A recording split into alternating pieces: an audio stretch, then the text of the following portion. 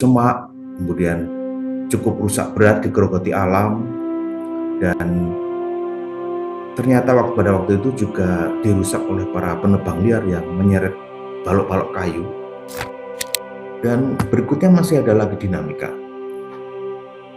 Pada 8 Januari 2014, setahun sesudahnya, pemangku wilayah, karena itu berada di wilayah Jabar, kemudian ada Kabupaten Cianjur dan sebagainya.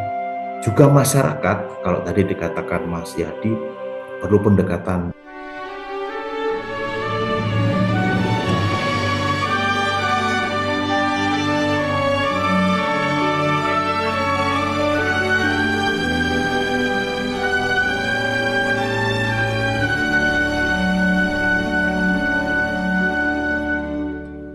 Para senior, ini banyak sekali senior-senior rekan-rekan saya dulu ketika saya ikut liputan bersama teman-teman Puslit Arkenas, kemudian ada banyak juga para senior dari Kementerian Kebudayaan. Dan salam sehat semuanya, mohon izin saya sampaikan semacam ya gambaran aja melalui presentasi menanggapi dari para narasumber di depan. Sesuai dengan apa yang saya jalani sebagai jurnalis, maka saya akan malah menyampaikan di dalam kesempatan ini bagaimana Kompas sebagai media menyoroti fenomena tentang Gunung Padang. Jadi ada lini masa yang dijalani oleh Kompas. Jadi kalau saya mencari di dokumentasi di harian Kompas, liputan paling lama ya, liputan terlama Kompas yang pernah dilakukan terkait Gunung Padang itu pada 12 Januari 1986. Waktu itu yang menulis adalah Mas Budiarto Danujaya, sekarang menjadi dosen di UI. Pada waktu itu situasi Gunung Padang seperti ini, menjadi HL di harian Kompas tanggal 12 Januari 1986. Dan rupanya fenomena yang kita khawatirkan sekarang itu sudah terpotret sejak pada masa itu, bahkan sejak tahun 79 ketika para peneliti mulai meneliti di Gunung Padang. Ada catatan di sana yang disebutkan baru di awal tahun 1979 Gunung Padang didatangi oleh para peneliti dari Direktorat Perlindungan dan Pembinaan Sejarah serta Kepurbakalaan, Departemen Pendidikan dan Kebudayaan waktu itu, dan kemudian menyusul para peneliti dari Puslit Arkenas.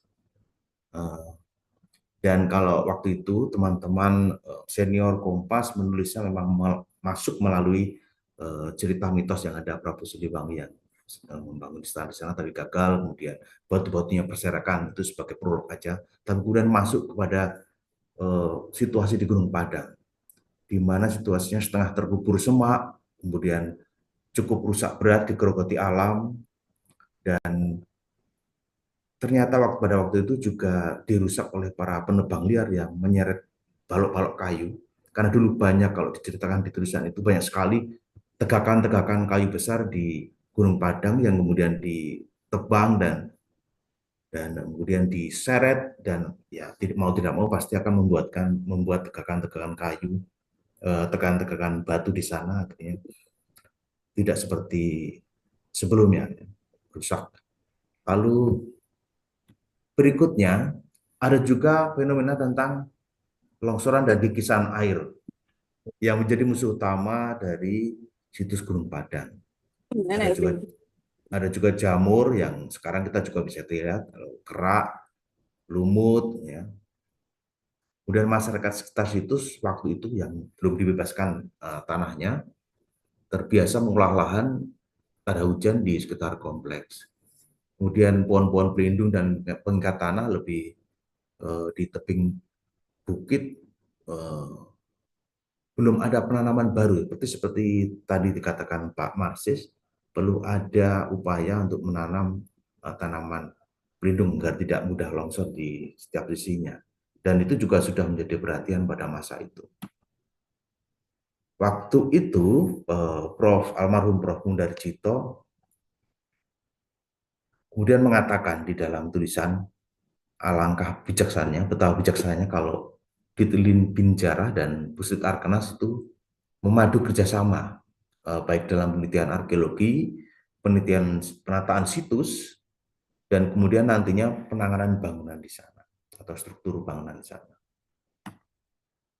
Tetapi setelah itu, setelah tahun 1986 atau sekitar 40-an tahun lalu lah,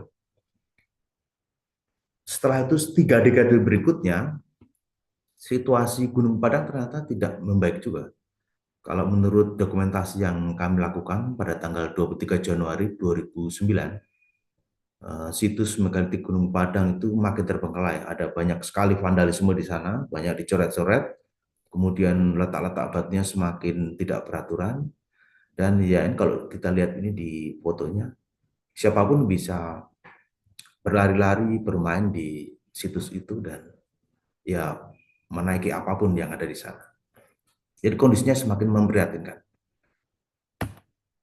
Baru kemudian pada tahun 2011 ketika kita bersama-sama tahu ada pernyataan-pernyataan kontroversial yang muncul dan juga ada kelanjutan penelitian di sana, Gunung Padang kemudian baru mulai dilirik dan pengunjungnya menjadi melonjak ya. Dan di sana dulu ada anggapan klaim soal piramida, dan meskipun banyak sekali diskursus yang muncul yang kemudian ya menjadi sangat dinamis di sana. Kontroversi terus berlanjut ya. Ini pada Maret 2012 teman-teman arkeolog mulai menyampaikan pandangannya menikapi gagasan yang disampaikan dari tim katastrofik bencana purba, dan akhirnya muncul petisi kalau Bapak Ibu sekalian ikat beberapa tahun lalu yang ditandatangani oleh 34 peneliti dan kemudian menolak ekskavasi yang sedang dilakukan di Gunung Padang. Dan pada waktu yang bersamaan, karena kunjungan yang semakin masif, situs Gunung Padang semakin terancam longsor. Beberapa bahkan longsor ketika musim penghujan. Saya beberapa kali sempat wawancarai Pak Lutfi waktu itu dan terkait fenomena ini, dan ya harus mendapatkan segera penanganan Gunung Padang karena ya sampai saat ini pun masalahnya ternyata sama, terancam longsor di bagian kanan kiri, juga beberapa lereng yang sempat dikupas dulu. Yang memprihatinkan dinamika penelitian di Gunung Padang ini terjadi perubahan-perubahan kebijakan yang sangat cepat sekali. Pada 6 Mei 2013, penelitian Gunung Padang sempat dihentikan sementara. Waktu itu Kementerian Pendidikan dan Kebudayaan meminta penelitian dari TTRM, Tim Riset Terpadu Mandiri, untuk menghentikan sementara. Dan penelitian itu dilakukan setelah nanti pemerintah menyusun peta jalan pengembangan Gunung Padang. Hanya selang beberapa hari, pada tanggal 30 Mei 2013, Gunung Padang, tadi soal perburuan dalam tanda kutip piramida itu ternyata diteruskan lagi. Dan berikutnya masih ada lagi dinamika. Pada 8 Januari 2014, setahun sesudahnya, Pemprov Jawa Barat menarik SK dari TTRM. Dan kemudian Gubernur Jabar waktu itu akhirnya memasukkan beberapa peneliti lain dari berbagai unsur kepakaran di Jabar ke dalam tim tersebut. SK ditarik, tapi kemudian memasukkan beberapa pakar lain. Lalu kemudian pada Jumat 2 Mei 2014, beberapa bulan sesudahnya, pemugaran pun dilanjutkan lagi. Kalau kita mencoba melihat, pada 2014, saya sempat ke sana juga beberapa kali, dan kita bisa menemui rekan-rekan dari TNI turut diterjunkan untuk dalam proses ekskavasi waktu itu ya, pemugaran. Ya memang menurut keterangan dari ketua tim, rekan-rekan TNI itu melaksanakan tugas berdasarkan panduan memang sih. Tapi kemudian kalau berdasarkan pengalaman saya mengikuti ekskavasi dimanapun sampai selama belasan tahun ya bersama dengan rekan-rekan arkeolog, saya kira baru kali ini saya melihat ekskavasi melibatkan rekan-rekan TNI. Itu juga menimbulkan dinamika di antara para peneliti. Tahun 2014, tepatnya di bulan Oktober, saya mengikuti Kongres IAI waktu itu di Makassar dalam pertemuan ilmiah arkeologi PIA ke-13. Dan IAI memberikan pernyataan yang sangat tegas tentang kondisi Gunung Padang waktu itu. Jadi IAI menegaskan bahwa ekspektasi yang berlebihan tentang situs Gunung Padang dikhawatirkan justru akan mengancam kelestarian situs ini. Oleh karena itu masyarakat perlu diberi penjelasan ilmiah yang benar tentang isu-isu yang berkembang selama ini seputar Gunung Padang. Dan itu menjadi diskusi yang sangat menarik sekali waktu itu.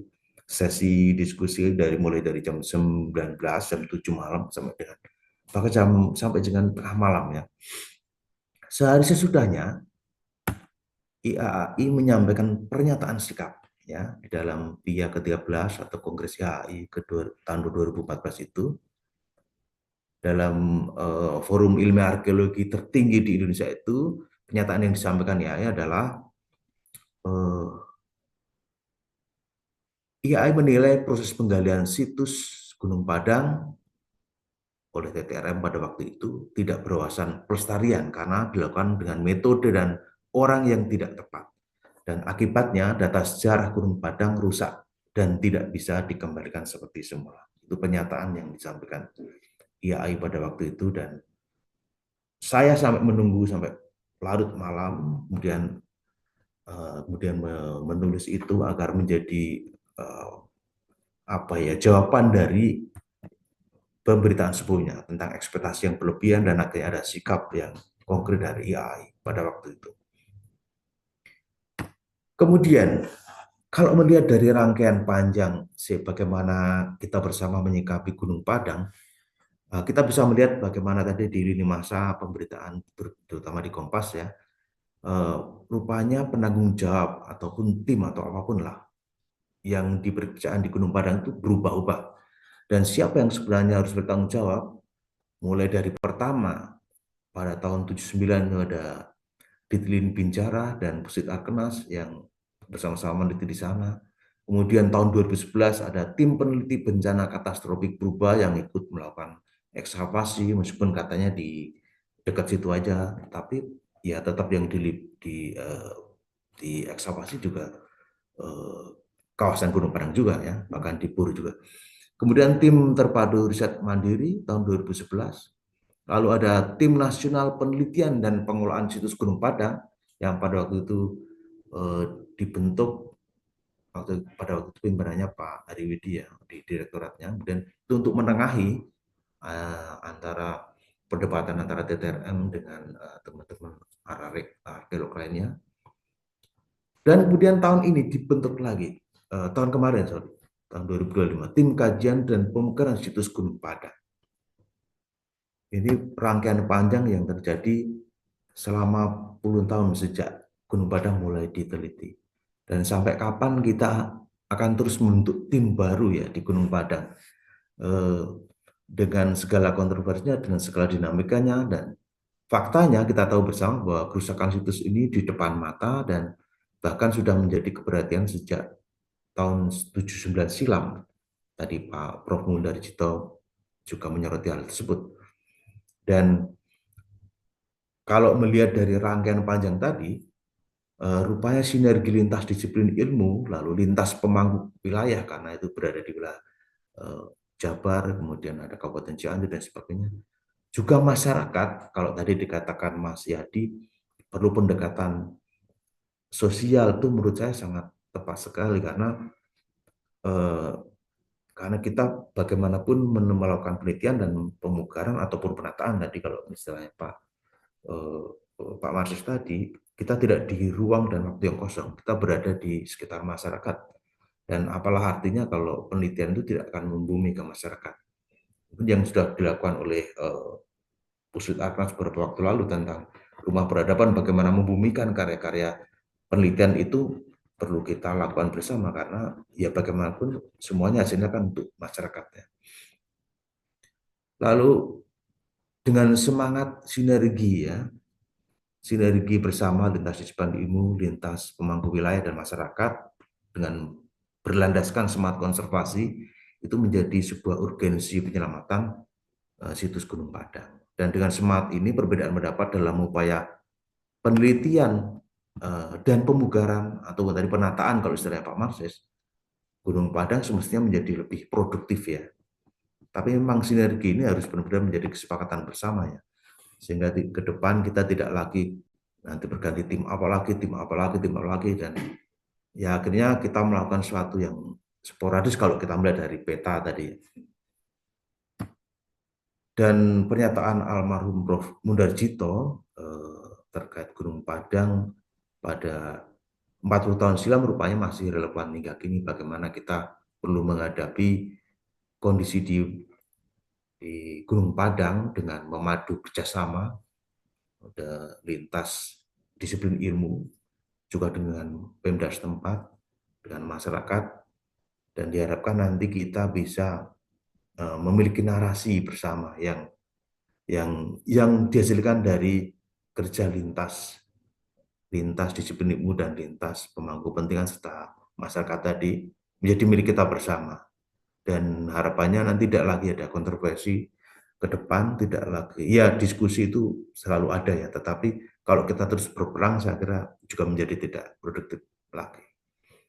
Saya kira itu sedikit lini masa yang saya sampaikan terkait peliputan kami di Gunung Padang, Bapak Ibu sekalian, dan mohon maaf jika ada kesalahan dalam pemaparan.